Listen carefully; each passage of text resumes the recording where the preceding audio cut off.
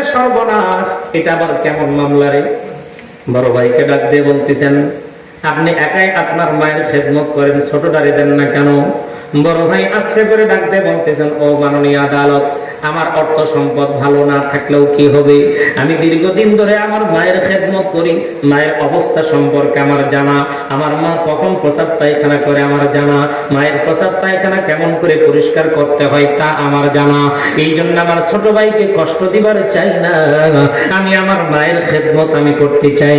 আমার ছোট ভাইয়ের কাছে যদি দেই, আমার মায়ের অবস্থান সম্পর্কে আমার ছোট ভাই বুঝবে না, এই জন্য আমার মায়ের খেদমতের মধ্যে হয়তো ত্রুটি হইতে পারে, আমার মা কষ্ট পাইতে পারে, এই জন্য আমার ছোট ভাইকে আমি দেই না।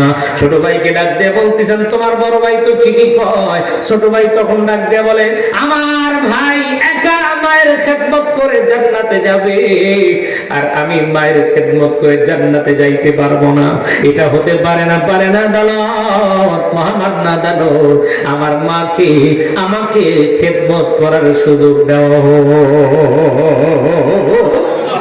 এ মুসলমান, এরাও মায়ের সন্তান।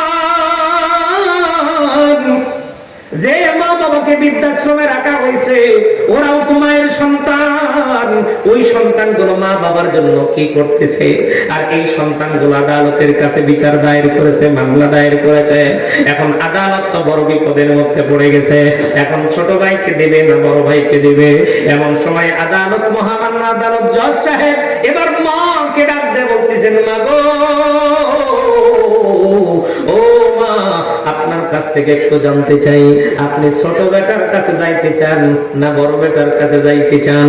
এই কথা যখন মাকে জিজ্ঞেস করেছে, একটা জিনিস মাথায় রাখবেন মুসলমান, সন্তান যতই খারাপ হোক না কেন, মা বাবা কখনো সন্তানের অমঙ্গল চায় না।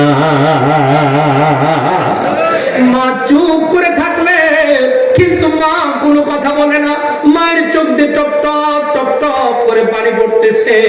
এই মায়ের তো গর্ব করার কথা, কথা বলেন না কেন, ঠিক কিনা? মা তো গর্ব করার কথা যে আমার দুইটা সন্তান আমার খেদমত করতে চায়। কিন্তু বাজান রে, এই দুনিয়ার জমিনের ভিতরে কত মা আছে, কত বাবা আছে, কোন সন্তান তার খেদমত করতে চায় না, তার কাছে যেতে চায় না।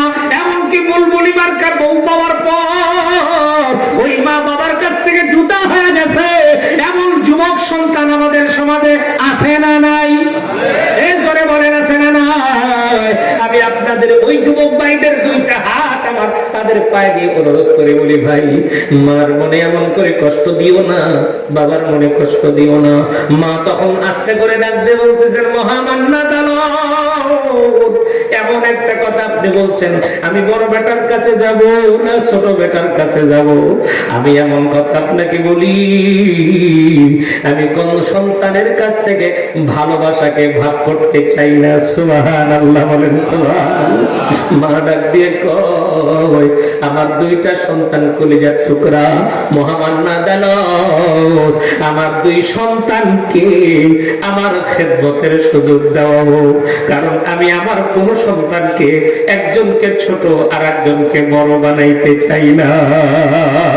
কথাটা বললাম এই কারণে, দুনিয়ার জমিনের ভিতরে সন্তান যদি ভালো হয়, এই সন্তানদেরকে কিন্তু অন্যরা অনুসরণ করবে।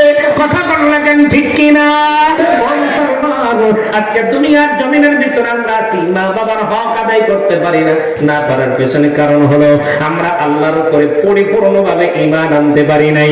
ঈমান যদি আল্লাহর উপরে পরিপূর্ণ যদি আমরা আনতাম, আল্লাহ যা বলবে তাই আমাদের শোনা উচিত। কথা কোন, ঠিক কিনা?